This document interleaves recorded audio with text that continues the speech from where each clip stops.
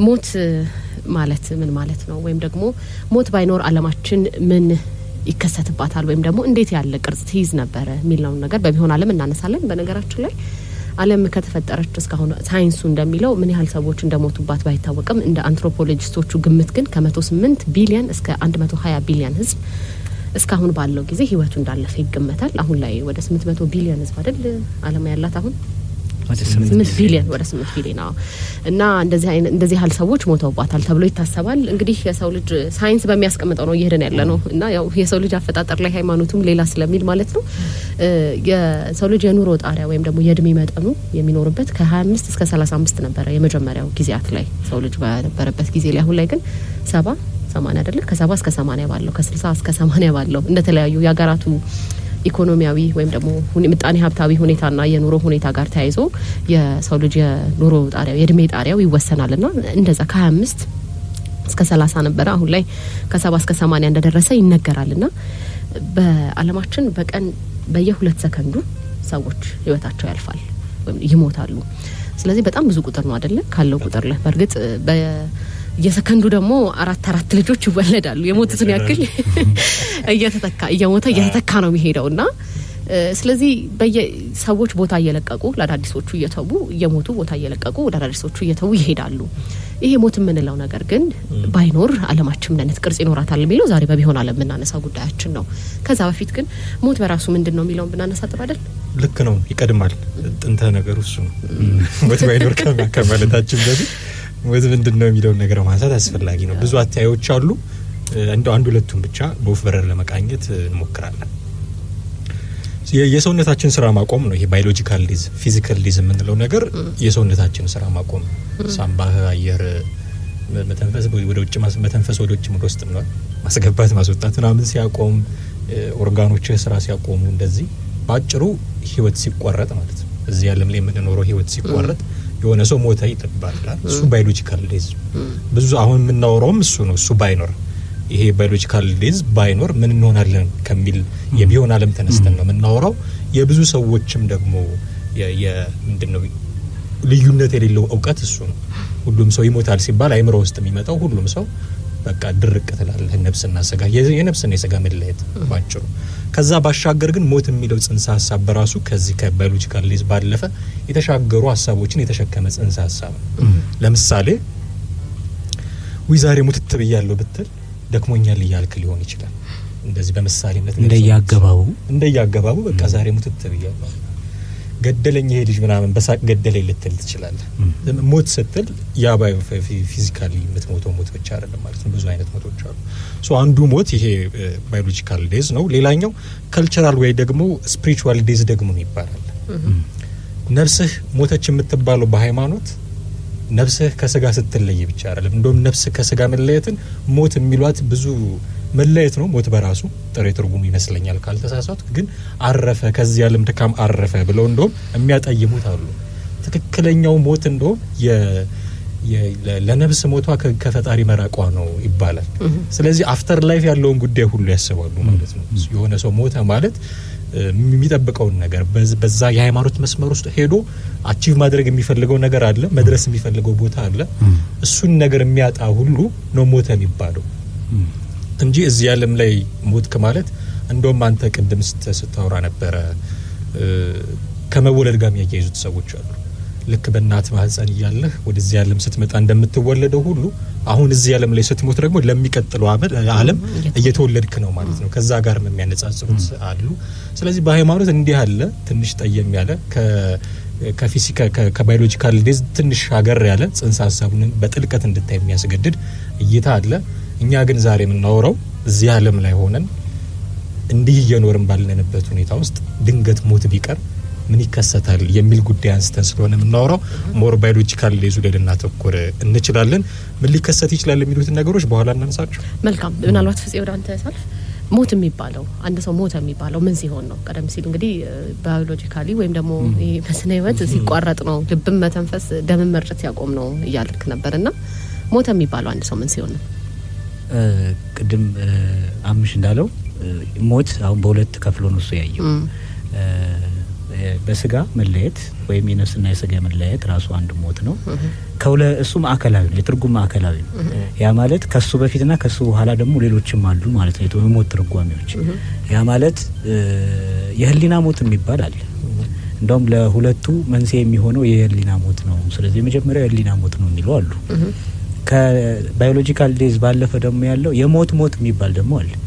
አሁን የሞት ሞት የሚባለው የደሃ እንደሚለው አይነት ትርጉም የሆነ ትል ስፔሲፊካሊ እንትን ስትለው ማለት ነው የደሃ ተቀይሮ ነው ለዝብ ደሃ በሪር ደሃ ይሆናል ማለት እንትን የሞት ሞት ማለት ለምሳሌ በመንፈሳዊ ዓለም ያለው ትርጓሜ ምንድነው? አዳምን ትሞታለህ አይደል? የሞት ሞት ነው የአዳም ሞት፣ የነፍስ ሞት ማለት ነው በሌላ አንተ። ስለዚህ የነፍስ ህመሟ ኃጢአት ነው፣ የነፍስ ቁስሏ ኃጢአት ነው። ስለዚህ ኃጢአት በራሱ ከእግዚአብሔር ሀጣ ማለት መለየት ተለየ ማለት ነው። ስለዚህ ከእግዚአብሔር መለየት ማለት ነው። ስለዚህ እሱ ራሱ ሞት ነው ማለት ነው። ስለዚህ የትርጉም ማዕከላዊ ነው ባዮሎጂካል ዴዝ የሚባለው ማለት። አንድ ሰው ሞተ ሲባል ከህሊና ሞት ይጀምራል። ከአራቱ ባህሪያተ ስጋ መለየት ይቀጥላል። ከዛ የነፍስ መስሞ እንደ ግብሩ ደግሞ የነፍስ ሞት የሚባለው የሞት ሞት የሚባለው እንትን ጽንሰ ሀሳብ ውስጥ ይገባል። ይሄ ከዘላለማዊነት ጋር የሚገናኘው ማለት ነው። ስለዚህ ሞተ ሲባል ለምሳሌ አራቱ ባህሪያተ ስጋ ወደ ጥንተ ተፈጥሯቸው ይመለሳሉ ማለት ነው። በኢትዮጵያዊው ወይ ያለውን እውቀት ነባር እውቀት ስታይ ወደ ጥንተ ነገራቸው ይመለሳሉ። እነማን ናቸው ብሎ ሰው ሲሞት ለምሳሌ ይቀዘቅዛል። ያ ማለት እሳት የሚባለው ባህሪ ወደ ጥንተ ተፈጥሮ ተመልሷል ማለት ነው። ሰው ሞተ ሲባል እስትንፋስ የለውም። ያ ማለት ንፋስ የምትባለው ባህሪ ስጋ ባህሪ ወደ ጥንተ ተፈጥሮዋ ተመልሳለች ማለት ነው። እንደሌላው ሁሉ ይደርቃል፣ ይበሰብሳል። መጨረሻ ላይ ወደ መሬትነት የመጨረሻው ፕሮሰስ የሚሆነው ወደ መሬትነት ይቀየራል ማለት ነው። መሬትነት ደግሞ በራሱ አንድ የስጋ ባህሪ ነው። ከዛ በፊት ያለው ውሃ ነው። ይሄ እርጥብ 65% ምናምን የሚባለው ነገር አለ። እሱ ፓርት ሲደርቅ ሁሉም ነገር ይቆማል ማለት ነው። ምክንያቱም ደም በራሱ በውሃ ስለሆነ የሚቀጥ ነው። ስለዚህ የዛን ጊዜ ሁሉም ነገር ሲያቆም ይደርቃል፣ ይበሰብሳል። ስለዚህ ሞት የሚባለው አንድ ሰው እነዚህ አራቱ ባህሪያተ ስጋ ሲለዩትም ነው ማለት ነው። ስለዚህ ከዛ በፊት ግን ሰው በቁሙ ሞተ ይባላል። ቅድም ስናወራል ይሄ በቁሙ ሞቷል ስለዚህ ህሊና ቢስ ስትሆን ማለት ነው። በቃ ግድ የለሽ ይሄ እንስሳዊ ባህሪ ሲበረታብህ ሞት በቁሙ የሞት ወይም የህሊና ሞት ይባላል ማለት ነው። እንደዛ ይመስለኛል። ከዛስ ይጠብቃል እንድንሞትም ደግሞ ይጠበቃል አይደል? እንድንሞት ይጠበቃል ስልህ አንተ ካነሳው አውድ አንጻር ነው ካለ ለዚህ ዓለም እንድንሞትም ደግሞ የሚጠበቅበት ሁኔታ አለ። ለምሳሌ መነኮሳት ለዚህ ዓለም ይሞቱ ናቸው። የነሱ አሁን በዛ ጽንሰ ሀሳቡ ደረጃ እየኖሩ ነው አይደለም። ሌላ ቦታ መነካካት ሊሆንብን ይችላል። እሱ ውስጥ አንገባም። ግን ጽንሰ ሀሳቡ በራሱ መነኩሴ ስትሆን መቀበሪያቸውን አዘጋጅተው የሚኖሩ ሰዎች ሁሉ ያሉበት ማለት ነው። ስለዚህ ለዚህ ዓለም እንድትሞት ይጠበቃል። ዓለም ምንም አትሰጠኝም ምንም አታተርፍልኝም የሚል ዓለምን ንቀህ እንድትኖር ሁሉ ይጠበቃል። ስለዚህ ዝም ብለህ ሞት ስትል በሃይማኖት አንጻር ደግሞ መሞትም አለብህ። እዚህ ዓለም ላይ እየኖርክ እንደማይኖር ሰው አክት እንድታደርጉ ይጠበቃል። ለዓለም መሞት የሚባለው ማለት ነው። ቅድም ማልስቴ መግቢያዋ ላይ ስትሉ የነበረ ከልደት ጋር በተያያዘ የሚገናኘው ለምሳሌ ጽንስ ውስጥ አንድ ጽንስ በውስጥ ያለውን በእንትን ስታየው የሆነ የስግደት አይነት ነገር ይመስላል፣ የሚሰግድ አይነት ነገር። ለዛም ነው አንድ ጊዜ ለምን የሚሰገደው ሲባል ብዙ ጊዜ በኦርቶዶክስ ቤተክርስቲያን አስተምሮ ውስጥ ቅዱሳን የምንላቸው ሰማዕታት የምንላቸው ልደታቸው አይደለም የሚከበረው፣ ሞታቸው ነው፣ እረፍታቸው ነው የሚከበረው። ምክንያቱም እረፍታቸው ልደታቸው ነው ተብሎ ስለሚታሰብ በዚህኛው ዓለም ተተው በዛኛው ዓለም ተወለዱ ስንል ነው የሚከበሩት፣ እንደ ልደት ነው የሚከበሩት ማለት ነው። ስለዚህ ያ ጽንስ የስግደት እንትን ያለው ከጽንስ ውስጥ ወጥቶ ይሄን ሰፊውን ዓለም እንደሚቀላቀል ሁሉ ስንሰግድ ቤተክርስቲያናዊ ውለጂ እነሱ እንደወለድሽ እኛንም ብሎጂ እያልን ነው ጽንሰ ሀሳብ። ስለዚህ ልደት ወደዚህ ዓለም የምትመጣበት፣ ሞት ደግሞ ወደ ዘላለማዊ ህይወት የምትሄድበት ልደት ነው ማለት ነው። መልካም አድማጮች እያደመጣችሁ ያላችሁት መናኸሪያ ኤፍኤም 99.1 ፕሮግራሙ ደግሞ አድማስ ነው። ያለነው ደግሞ የቢሆን አለማችን ላይ ነው። በነገራችን ላይ አንድ ሰው ሲወለድ በጣም እርግጠኛ የሚሆነው ነገር አሁን ሰዎች የተለያየ ህይወት እንትን አላቸው አይደለ? እቅድ አላቸው። ለምሳሌ መወለድ፣ ማደግ፣ መማር እንደዚህ ነገሮች እነሱ በሙሉ ሊሆኑም ላይሆኑም ይችላሉ። ግን ሰው ሲሞት ሁሉ እርግጠኛ የሚሆነው ነገር እንደሚሞት ነው። በቃ የሰው ልጅ ሲወለድ እንደሚሞት በጣም እርግጠኛ ነውና ዓለም ላይ ያሉ ባህሎችም እምነቶችም በሙሉ ሞት አይቀሬ እንደሆነ ይቀበሉታል። በሞት ላይ ስምሙ ናቸው። ከሞት በኋላ ያለው ህይወት ላይ ላይስማሙ ይችላሉ እንጂ እንደምንሞት ወይም ደግሞ የሰው ልጅ የሚባለው ነገር የሚሞት ማንነት እንዳለ ወይም በስጋ እንደሚሞት እርግጠኛ ናቸው። ወይም እርግጠኛ ብቻ ሳይሆኑ የተስማሙ ናቸው። ልዩነት የላቸውም የሰው ልጅ ሟች መሆኑ ላይና ነገር ግን ከሞት በኋላ ያለው ህይወት ላይ ግን የተለያዩ ልዩነቶች አሉ። ህይወት አለ የሚሉ አሉ፣ ህይወት የለም የሚሉ አሉ፣ ደግሞ ወደ ሌላ ነገር ተቀይረን እንመጣለን የሚሉ አሉ፣ ታድሰን እንመጣለን የሚሉ አሉ። ልዩ ከሞት በኋላ ያለ ማንነት ላይ ዓለም ላይ ያሉ እምነቶችም ሆነ ባህሎች የየራሳቸው አመክንዮ አላቸው ወይም ደግሞ መረዳት አላቸው። እንዲህ ነው ብለው የሚያስቀምጡት ነገር አላቸው። ሟች መሆናችን ላይ የሰው ልጅ ግን ሟች መሆኑ ላይ ግን ምንም ጥያቄ የላቸውም። የሚስማሙበት ነገር ነው ልንል እንችላለን። ስለዚህ ሞት ዓለምን ያስማማል ማለት ነው። የሰው ልጅ ሟችነት ካለምንም ቅድመ ሁኔታ የሰው ልጆችን ሊያስማማ የሚችል ወይም ደግሞ የሚያስማማ ነገር ነው። በእርግጥ በኋላ ላይ የሰው ልጅን ወደ ማይሞት ደረጃ እናደርሳለን እያሉ ደግሞ የሚመጡ ስላሉ ኋላ ላይ እናነሳቸዋለን።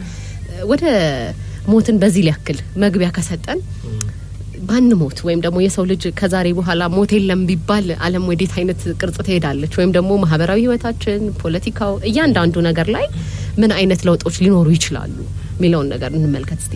በጣም አሪፍ ማስቲ፣ ጥሩ መግቢያ የሚሆኑ ነገሮች ያነሳን ይመስለኛል ስለሞት። ሶ ይህንን ያለለት ሞት አንዴ ባዮሎጂካል አንዴ ካልቸራል እያልን ስንፈልጠው የነበረው ሞት እንደው ቢቀር አይደል? አሁን ቢሆናል ቢቀር ምንድን ነው የሚከሰተው? ብዙ ነገሮች ትርጉም ያጣሉ፣ እንመጣባቸዋለን። ግን የመጀመሪያው ኢሚዲየትሊ ሊከሰት የሚችለው ነገር የህዝብ ቁጥር መጨመር ነው የሚሆነው። ቅድም አንቺ ቁጥሮች ስታነሽ ነበረ። በሰከንድ ውስጥ ስንት ሰው እንደሚሞት፣ በሰከንድ ውስጥ ስንት ሰው እንደሚወለድ። ካልተሳሳትኩኝ ወርልዶሜትር የሚባል ዌብሳይት አለና ቶሎ አፕዴት ያደርጋል። ዓለም ላይ ስንት የህዝብ ቁጥር አለ፣ ስንት ሰው ሞቷል፣ አሁን ስንት ሰው እየሞተ ነው፣ ስንት ሰው እየተወለደ ነው እና ዲፈረንሱን ምናምን ሁሉ ይነግራል። እና አቬሬጁን ስናየው በአንድ ሰዓት ውስጥ በአማካይ በቀን 150 ሺህ ሰዎች ይሞታሉ። ይሄ ተለዋዋጭ ነው። የተፈጥሮ አደጋ ልክ የኮሮና ጊዜ የነበረው አይነት ነገር ምናምን ሲከሰት ቁጥሩ ሊጨምር ይችላል፣ ሊያንስም ይችላል። ተለዋዋጭ ነው። ግን በአቬሬጅ በቀን 150 ሺህ ሰዎች በአንድ ሰዓት ውስጥ ዓለም ላይ ይሞታሉ። ይህም በቀን በምናምን እያልክ ስታበዛው በጣም ብዙ ቁጥር ነው። ይሄ ሁሉ ሰው በአንዴ መሞት ቢያቆም ማለት ነው፣ ሞት ባይኖር ማለት። ከዛ የሚሞት ሰው መቆሙ ብቻ አይደለም፣ ቅድም አንቺ እንዳልሽው ደግሞ የሚወለዱ ደግሞ እነዚህም ደግሞ ዓለም ላይ 385 ሺህ ህጻናት ናቸው በሳለ። እነዚህ ሁሉ ሞት ቀርቶ እነዚህ ደግሞ የሚወለዱት ተጨምረው በየቀኑ በቃ በሚሊዮን የሚቆጠር ሰው ቁጥሩ እየጨመረ ነው የሚሄደው። አሁን ይህንን ተንተርሶ የሚመጡ በጣም በርካታ ችግሮች ሊኖሩ ይችላሉ ተብሎ ይታሰባል። መታሰባቸው አግባብ ነው ወይ? እኔ አግባብ አይደለም ነው የምለው። ምክንያቱም ትልቁ ሀሳብ ምንድነው? የአእምሮ ጭንቀት የሚሆንባቸው ዲፎረስቴሽን፣ የህዝብ ቁጥር በበዛ እየጨመረ በመጣ ቁጥር የሚኖርበት ቦታ ስለሚፈልግ የማይሞት ነው። እንዴት አይኖርም?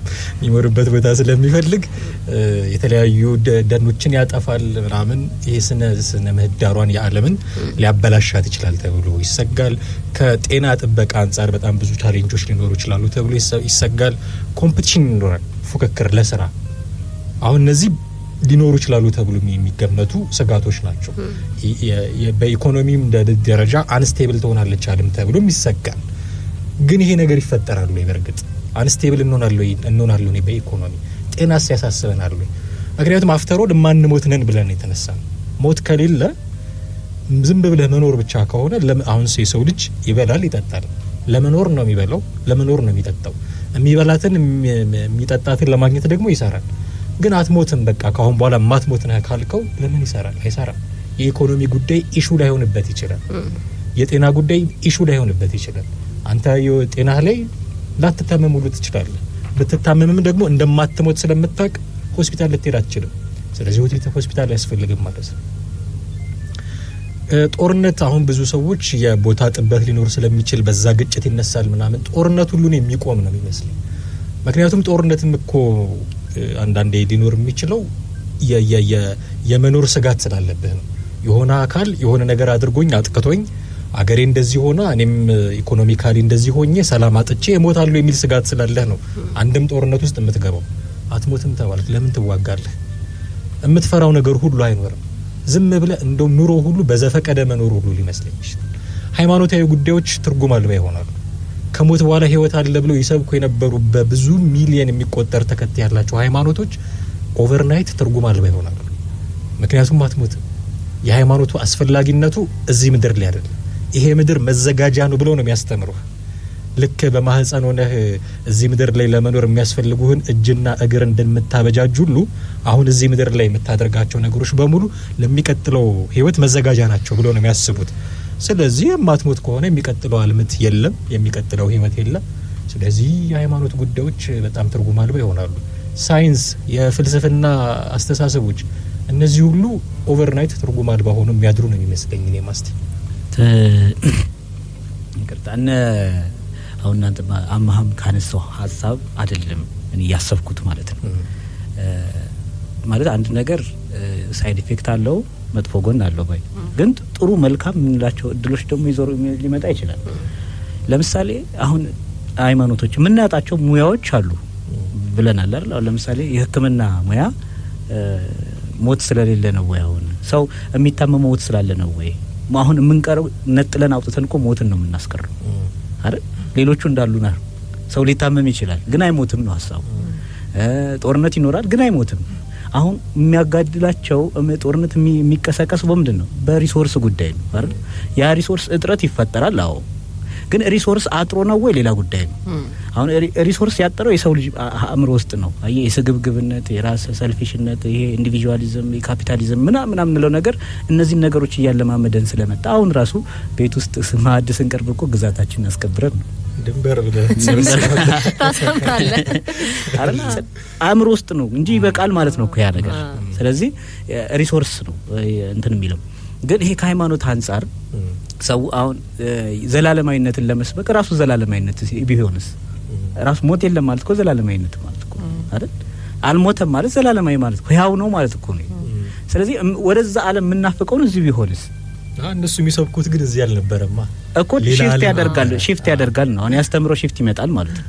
ስለዚህ ሞት አለ። ስለዚህ ያኛው ሞት ስላለ አሁን ቅድም ያልናቸው እኮ አሁን ስጋዊ ሞትን ነው እያወራን ያለው። እነዛ ሞቶች አሁን እንደሌሉ አድርገን ከቆጠርን ይሄ ምንም አይደለም እንደማለት ነው። ሰው በሊናው ካልሞተ መልካምነት አለ ማለት ነው። ከጦር መሳሪያ ማምረቻ ይልቅ ምንድነው ጽህፈት መሳሪያዎች፣ ከጦርነት ይልቅ መጽሐፍ ይበዛል እንደማለት እኮ ነው። ስለዚህ በዛ አውድ ነው ያየሁትኝ። ለምሳሌ አንዱ ጥቅሙ ብዬ እንትን ያልኩት አሁን ያንተ ቅድሚያት ይኖራሉ። አሁን በጧት የሆነ ጥናታዊ እንትን እያየው ነበርና እነዚህ ከ1990 በፈረንጆቹ አቆጣጠር ከ1990 የተወለዱ ልጆች የስራ ተነሳሽነትና ችግርን የመፍታት ብቃት ይጎድላቸዋል የሚል ጥናት ወጥቷል። ከ1990 ወደዚህ ማለት ነው። በእኛ ከ1983 እንደማለት ነው አይደል? ከ1983 ወደዚህ ያሉት ልጆች ለስራ እንኳን ለቅጥር አይፈለጉም የሚል ጥናት ይሄንን ኢንተለጀንት የተሰኘ ዓለም አቀፍ የትምህርትና የስራ አማካሪ ተቋም ነው ያወጣው ይሄንን ጥናት ማለት ነው። ወደ 1000 ስራ ቀጣሪዎችን ያሳተፈው እዚህ ላይ እና ብዙዎቹ ፍላጎት የላቸው። ይሄንን ጉድለት አይሞላም ብለህ ታስባለህ? አሁን ለምሳሌ ያንተ አባት አንተ 1990ዎችን ተወክላለህ እንበልና እርግጥም ተወክላለህ እንደዛ ያልክ አይደለም ግን ከ1990ዎቹ ወኪል ነህ እንበልና አንተን ግን ካንተ በፊት ያሉት ቅድማያቶች የቅምቅም ምንጅላት ምናምን የምንጠቅሳቸው ነገሮች አሉ አይደል? እነሱ ቢኖሩ አስበው አንድ ቤተሰብ ይለጠጣል እኮ። ስለዚህ የህይወት ተሞክሮ አለ ማለት ነው። አንድ ነገር የምታይበት እይታ የነሱም ሀሳብ አሉ። አየህ አንድ ነገር እንትን የሚገራክ ነገር ይበዛል ማለት ነው። አሁን የምናያቸው የግጭት መንስኤዎች የምንላቸው ነገሮች ሊፈቱ ይችላሉ። ምክንያቱም አስተዋይ ሰው ይበዛል ማለት ነው። በዛው ልክ ገብቷል። አረጋውያን በእድሜያቸው እንደዛ የሚቆዩ ከሆነ አይሞቱም። ስለዚህ ነገሮችን የሚረዱ ተፈጥሮን የመንከባከብ ዝንባሌያቸው በጎልቶ ይታያል። ስለዚህ ተፈጥሮንም ይንከባከባሉ፣ ይመክራሉ፣ ያስተምራሉ። ስለዚህ ያችን ነገር ይሄን ችግር አይቀርፍም ወይ የሚል ሐሳብ ያለ ለምን ነው የሚያስተምሩ? ይቅርታ ማስዲ ለምን ነው የሚያስተምሩ? ለምን ነው እንዲገሩ የምትጠብቀው? ያንተን እይታ ነው የሚያስተካክሉልህ። አሁን አንተ ለምሳሌ ማስተካከሉ ለምን ነው የሚያስፈልገው? አንድ ሰው አንድ ነገር 4 እይታ አለው ይባላል። አንተ የምታየው አንዱን ነው አይደል? ሶስቱን ከሌሎች ከሶሻል እንትን ውስጥ ነው የምታገኘው። ከሶሻል እንትን ውስጥ ደግሞ በእድሜ የጎለበቱ ከሆኑት ነው። ምክንያቱም ካንተ የተሻለ ስላልባላችሁ በነገራችን ላይ ነገር ሁሉ ቫልዩ የሚኖረው ብንሞት ነበር። ማንሞት ከሆነ ይሄ ሁሉ ነገር ነንዘንዘ ነው የሚሆነው። እነሱ ገሩኝም አልገሩኝ፣ አቅጣጫ አሳዩኝም አልሳዩኝ ምንም አልሆነ። አሁን ለምሳሌ ሪሶርስ እጥረት አለ ካልን ሪሶርስ የሚፈጥረውን እጥረት የፈጠረው የሰው ልጅ አእምሮ ውስጥ ነው ካልን ያንን አእምሮ መግራት የሚችለው ማለት ካንቺ የተሻለ ካንተ የተሻለ ልምድና ያለው ሰው ነው ማለት ነው። በነገራችን ላይ የትውልድ ጋፕ ግን መኖሩ አይቀርም አይደለ? አሁን ልክ ነው። አሁንም ትልልቅ ሰዎች አሉ፣ የሚመክሩ ሰዎች አሁንም አልጠፉም። ትልልቅ ሰዎች፣ ሽማግሌዎች፣ አዛውንቶች፣ አሮጊቶች አሉ፣ ምድር ላይ አሉ። ግን አሁን እንዳልነው ይሄ ከ90 በኋላ የተወለዱትን ልጆች ያው ስራ ቀጣሪዎች አይፈልጓቸውም፣ ልምድ የላቸውም፣ ስልቹ ናቸው ምናምን በሚል ነው እነዛ ሰዎች እያሉ ነው አይነት ማንነት የተፈጠረው እነዚህ ልጆች ላይ የመቀበል ነገር ውስጥ ይኖራሉ ወይ ነው። አሁን ባንሞት እንኳን ግን ለምሳሌ 300 አመት በኖረው ሰውዬና ያው እንግዲህ እንዲሁ እንበል እድሜ እንኳን በኋላ ላይ የቁጥር ጉዳይ ነው የሚሆነው። ከሆነ ጊዜ በኋላም ላይ ቆጠር ይችላል። ሞት ካለ እስከ ተወሰነ ጊዜ ትቆጥርና ስንት ዘመን ስንት አመት ከእስከ የሌለው ነገር አይደለ? የሞት ባይኖር ስንል ከሌለውም ካለው ግን እስከ የለው ልክ በዘላለማዊ ህይወት ምንም እንደዛ ነገር ነው። ስለዚህ እንደዛ ስለሆነ የነዛ ሰዎች የትውልድ ጋፕም ይኖራል፣ ያስተሳሰብ ጋፕ ሰዎቹ ቢኖሩም እንዲህ ነው እያሉ ቢመክሩም ቅቡል ላይሆን ይችላል። በሚመጣው ትውልድ መቼም ትልቅ እየሆኑ ትንሽ ይሆኑ ነው አይደለ? ትልቅ ትንሽ የተባለ ነው የሚካሄደው። ቅቡል ላይሆኑ ይችላሉ። አሁንም ላይ ምናልባት ፍፄ ቀደም ሲል አነሳው ልምድ የሚሰጡ ሰዎች አሁንም አሉ ማለት በተለየ ሁኔታ። አሁን እኮ ዘመኑ ቴክኖሎጂውን በራሱ ሰዎች ያላቸውን ትንሽ ልምድ ትሁን የሚያጋሩበት በሶሻል ሚዲያ በምናምን የሚያጋሩበት ዘመን ነው። በዚህ ዘመን ላይም ሆነው አላገኘው ማለት ይሄኛው ትውልድ ከ90 በኋላ ያለው ትውልድ ይሄ ስልቹነት አልተውም። እነዛም ምንጅላቶቻችንም ቢኖሩ የመተው ነገር ይኖራል ወይ የሚል እኔ አሁንም ጥያቄ አለኝ። ምናልባት ማስቴ አሁን የ19 እነዚህ በተለይ አሁን አድዋ ጊዜ ነበሩ። ለምሳሌ እንደ አድዋ መጨረሻ ላይ ድል ካደረጉ በኋላ ራስ መኮንን ምንድነው ያሉት? ምን አለ የልጅ ልጆቻችንን ጠላት አሁን ብናገኘው ኖሮ አይደለ? ያስብእና አለ እያልን ነው ማለት ነው። ገብቷል? ያስብእና ካለ የ1960ዎቹ ይሄ ምንትን ክፍተት አይፈጠርም አረ የሆነ የነሱ አለመኖር የልጅ ልጆቻችንን ጠላት አሁን ብናገኘው ኖር ያሉት ምን ሊያደርጉት ነው ማለት ሊገሉት አይደል እኮ የእንትን ነው። አይ ጽንሳስ አይደለም ጽንሳ ሐሳብ እኮ የውቶኛል ደረጃ ያለው ያ መንፈስ ያ እንትን አለ። ቢያንስ አሁን ማስቴ አንድ ቤት ውስጥ የሚኖሩት 4 ቤተሰቦች ሊኖሩ ይችላሉ አይደል? አባት፣ እናት፣ ልጅ ምናምን ማለት ነው። ቅድሚያትና ቅድም ምናምን አብረው ቢኖሩ ማስቴ አሁን ለሆነ ነገር ለምሳሌ የሆነ ነገር ቸገረኝ ስትል ለዛ ችግር የሆነ ጊዜ አመት ላይ ልጄ የዛሬ 700 አመት እኮ እንደዚህ ተፈጥሮ እንደዚህ አልፈዋለሁ አይነት ነገር አይ እይታ ተጨምራለ ነው ሐሳቡ። አው ግን ምንድነው ይሄ የትውልድ ጋፕ ስላለ የዛሬ 700 አመት የተፈታበት የችግር የተፈታበት መንገድና አሁን ችግሩ ያለበት መንገድ አንድ አይነት ላይሆን ይችላል። እኔ አስተሳሰብ ምንድነው የፈለገ ሞት ባይኖር ወይም ደግሞ ሞት የሚባለው ነገር ባይኖርና ሰዎች ከዘላለም ቢኖሩ በነዛ በዘላለሞች ውስጥ በነዛ በመኖር ሂደቶች ውስጥ ግን የሚፈጠሩ አዳዲስ ነገሮች አሉ። 700 አመት የኖረው ሰውዬ ከ700 አመት በኋላ ማይረዳቸው አዳዲስ ነገሮች ሊኖሩ ይችላሉ። የሰው ልጅ በባህሪው መፍጠር አዲስ ነገር መፍጠር አይደለ? ሁሉ ነገር ይወለዳል፣ ያድጋል፣ ይሞታል እኮ አይደል? አስተሳሰብም ባህልም ሁሉም ነገር። ስለዚህ አስተሳሰብም እየተጨመረ ይሄዳል። ሞት ነው እንጂ የቆመው የሰው ልጅ አዲስ ነገር መፍጠሩን አያቆምም፣ ማሰቡን አያቆምም፣ አዳዲስ ግኝቶቹን ማግኘቱን አያቆምም። ስለዚህ የትውልዱ ጋር እንዳለ ነው። መኖራቸው ጥሩ ነው፣ ልምዳቸውን እንዲያጋሩ። ምናልባት አዲስ ነገር የለም የተፈጠረ። በነገራችን ላይ አዲስ ነገር የለም። አምፖል ኤሌክትሪክ መጣ፣ እሳት ነበር፣ ብርሃን የሚል ጽንሰ ሐሳብ ነበረ በፊት የነበረው። አሁን ፋሚሊም በምንም ስትሄድ በማህበረሰብ ውስጥ ሄድ የሚነሱ ችግሮች አዲስ ነገር አይደሉም። የሆነ ጊዜ ነበሩ። የቀየሩት ምንድነው? መንገዱን። ለምሳሌ ሞባይል ችግር ፈጠረ ስንል የሚፈጥረው ችግር እኮ አለ። ለምሳሌ አእምሮ ምናምን የምትለው እኮ በሌሎች እንትኖች ሊኖር ይችላል እኮ። እርስ በርስ መስተጋብሩ ቀንሷል። በሌሎች እንትኖች የሆነ ጊዜ እኮ ሊኖር ይችላል። መንገዱ ግን ተቀይሯል። መንገዱን ነው እንጂ የሚቀየረው በችግሩ ጉዳይ ላይ ግን ለምሳሌ እኛ ቀድመን የምናነሳው እኮ ሪፈር የምናደርገው የዛሬ ስንት አመት እንደዚህ ነበር እያልን አይደል? መጽሐፍ ቅዱስ ራሱ እኮ የዛሬ ስንት አመት አይደለ ዘ ኦልድ ኢዝ ዘ ቤስት የሚባለው ነገር የሆነ ጊዜ ላይ መፍትሄ ብለን የምናነሳው ከዛ እያጣቀስን ነው። እንደዚህ ነበሩ አባቶቻችን እያልን ነው እኮ የምናወራው። ስለዚህ በችግሩ ጉዳይ ሳይሆን ችግሩ ጉዳይ የጋራ እንትን ያለ በአንድ ችግር ማለት ነው። ግን የመጣበት የሚሄድበት አካሄዱ የመጣበት መንገድ እንደ ዘመኑ ሊለያይ ይችላል። ምትመልሰውም ግን በተለያየ መንገድ ነው ነገራችን ላይ አይደለ? ተመሳሳይ ችግር ሊሆን ይችላል። የመጣበት መንገድ የተለየ ከሆነ ምትመልስበት መንገድ ይለያያል። አንድ አይነት ችግር ለምሳሌ ረሃብ ድሮም ነበር አሁንም አለ። ለረሃብ ምን መልሰው መልስ ድሮና አሁን አንድ ነው ወይ? ምንድነው ምናልባት ከርዕሰ የወጣ አስተሳሰብ ሊሆን ይችላል። እኔ አሁን ሞትን አይምሮ ውስጥ አድርጌ ሳስበው ሞት የለም ብዬ ሳስበው ትልቁ ነገር ችግር የለም የሚል ነው የሚገዛኝ አስተሳሰብ። በቃ ምንም አይነት ችግር የለም ከቅድማያቶቼ የምወስደው መፍትሄ አይኖረኝም።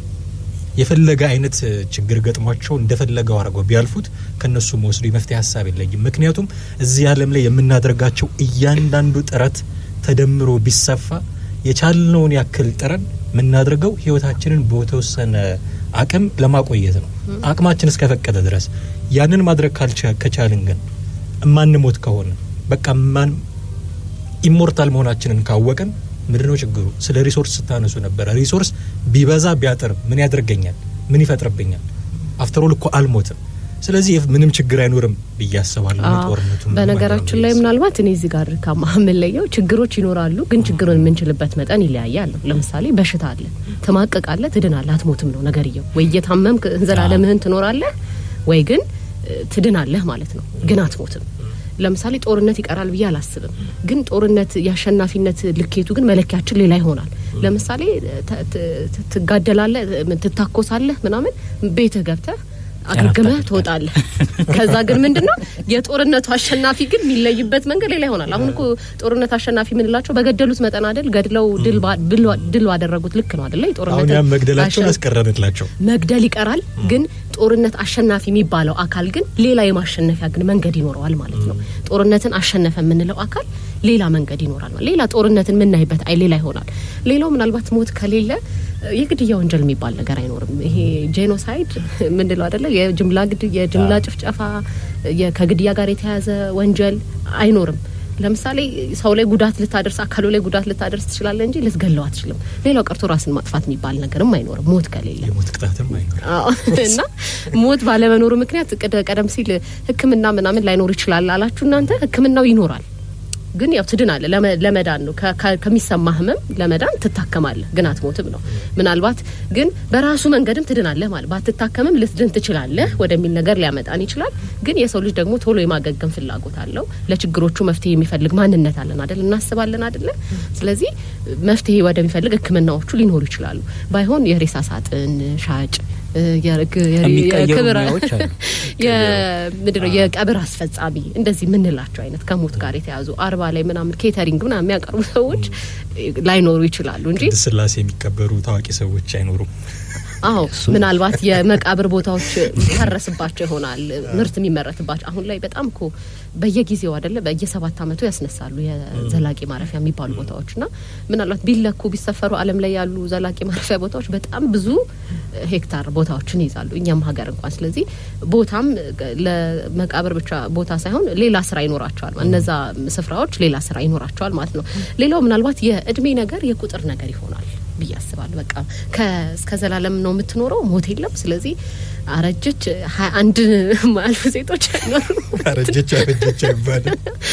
እንትን እኮ አለ፣ እርጅና አለ። በነገራችን እርጅና አለ፣ ግን ምንድነው እርጅና አለ፣ ግን አሁን እንደምንለው እርጅና አይደለም። ብታረጅም ትኖራለህ። እና እኔ ቀደም ሲል ምናልባት ከጭሚ ስናወራው የነበረው ይሄ ባዮሎጂ በራሱ ሰውነታችን በራሱ ይሄ ይሆናል፣ ይሄ ኩላሊት ይሆናል። ምክንያቱም ይሄ የሚበሰብስ ማንነት ወይም ደግሞ የሚያረጅ ማንነት ነው ያለን አይደል? ጸጉራችን ይሸብታል፣ ቆዳችን ይሸበሸባል፣ ልብ፣ ኩላሊት እንደዚህ የምትላቸው ከእድሜ ጋር ተያይዘው ሲመጡ እየደከሙ ስራቸውን እየደከሙ ይመጡ አይደለ? ከእድሜ ጋር ተያይዘው መክፋት ጋር ተያይዘው ዘላለም የምንኖር ከሆነ የሰው ልጅ ይሄ ባዮሎጂ ራሱ ይቀየራል ብዬ ነው ማስበው። ዘላለማዊነትን ሊቋቋም የሚችል የሰውነት አካል ወይም የሰውነት ክፍሎች ናቸው ሊኖሩን የሚችሉት ብዬ ነው ማስበው። ስለዚህ እርጅና ቢኖርም አሁን የምንለው ግን እርጅና ላይሆን ይችላል።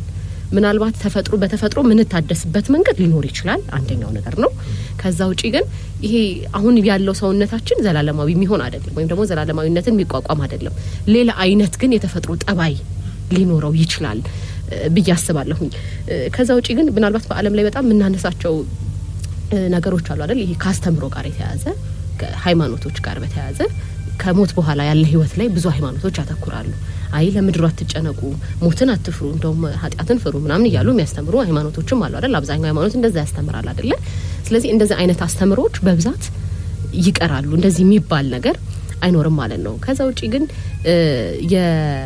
በዓለማችን ላይ መፈራራት የሚባል ነገር ይሄ አንበሳን መፍራት ሳምንትም ስንለው ነበር አይደለ? አራዊት የምንላቸው ነገሮች ምንፈራቸው ነገሮች ለምንድነው በጣም የሰው ልጅ ምንፈራቸው ነገሮች እኮ እንሞታለን ብለን ስለምናስብ ነው አይደለ? ለምሳሌ ጦርነትን የምትፈራው እሞታለሁ ብለን ስለምታስብ ነው። በመሳሪያ ልሞት እችላለሁ። የመኪና አደጋን የምትፈራው እንደምትሞት ስለምታስብ ነው። ስለዚህ መኪና ቢገጭህም አትሞትም፣ ምንም አይመስልህም ማለት ነው። ስለዚህ አደጋ ብለን ምንፈራቸውን ነገሮች በሙሉ እንዳንፈራቸው እንሆናለን። መፍራት የሚባል ነገር ይቆማል ማለት ነው። አራዊቱንም ጉዑዛን ያልሆነውንም ዓለም አንፈራም ወይም ደግሞ ፈሪዎች አንሆንም ማለት ነው። ምንም የሚያስፈራህ ነገር አይኖርም ምድር ላይ ስንኖር። አሁን የምንፈራው ሞታችንን ስለምናስብ በሞትስ መኪና ገጭቶኝ በሞትስ ታምሜ በሞትስ ወድቄ በሞትስ እንዲያልክ ነው ምንፈራው። ስለዚህ መፈራራት የሚባል ነገር አይኖርም። ስለዚህ መፍራት የሚባለው ነገር ከሌለ የማህበረሰቡ የስነ ልቦና ወይም ደግሞ ይሄ የስነ ምግባር ነገር በራሱ ሊቀየር ይችላል ማለት ነው። ዛሬ የምንከባበረው ሟች ነን እኮ በምግባር የምንኖረው ነገ እዚህ ጋር ያለች ምግባር የሆነ ከሞት በኋላ ላለ ነገሬ ይጠቅመኛል ብዬ ስለምናስብ አይደለ? ስለዚህ ማህበረሰብ በራሱ የማያከባበረው ነገር ምናልባት ሊፈጠር ይችላል ወይ የሚል ነገር እያሰብኩኝ ነበርና እነዚህና መሰል አይነት ነገሮች ሊከሰቱ ምናልባት ራሱ ኢሹ ይሆናል ብዬ ደግሞ ጠይቃለሁ። ስነ ምግባር ራሱ ኢሹ ሊሆን ይችላል። አሁንም ላንቺ ጥሩ ማድረገው ሞት አለ ብዬ ማሰብ ከሆነ እና ሞት ከሌለ አንተ ምን ለማድረግ አስባለሁ? እሱ ነው ማለት እሱ ከዛ ውጪ ማህበራዊ እንቅስቃሴያችን ሁሉ ይቀየራል ኮምፕሊትሊ። ለቅሶ አይኖርም። ሰልስት ቀብር መድረስ ምናምን እንደዚህ የሚባሉ ታሪኮች መተሳሰቡ አብሮ መኖሩ እንደዚህ መተዛዘን አይኖርም። ግን መጨካከንም ይኖራል ብዬ ደግሞ አላስብም። ምናልባት ይሄ እኛው ስለ ባዮሎጂካል ነው ያወራን ያለነው አይደል? ሌሎች የሞት እንትኖችም አሉ እያልን ነው ቅድም። ስለዚህ ምናልባት ወደፊት ለቅሶ ምን ደርሰው በቁሙ ለሞተ ሰው ነው ማለት ይሄ በህሊናው ለሞተ ሰው እሱን በምን ታውቃለህ? የሞራል ጥያቄዎች በነገራችን ላይ ከሞት መኖር ጋር ከባዮሎጂካል ሞት መኖርና አለመኖር ጋር አይገናኝም። የሞራሊቲ ጉዳይ ማለት ነው የተፈጥሮ ጉዳይ ስለሆነ ማለት ነው። አሁን በርግጥ ለምሳሌ የሃይማኖት አስተምሮን ቅድም ማስተያየው ነበር። የሃይማኖት አስተምሮ ከእግዚአብሔር ከመራቅ ጋር በተያያዘ ስለሚመጡ ጉዳቶች ነው እንጂ ይሄን ሞት አይደለም የሚሉት።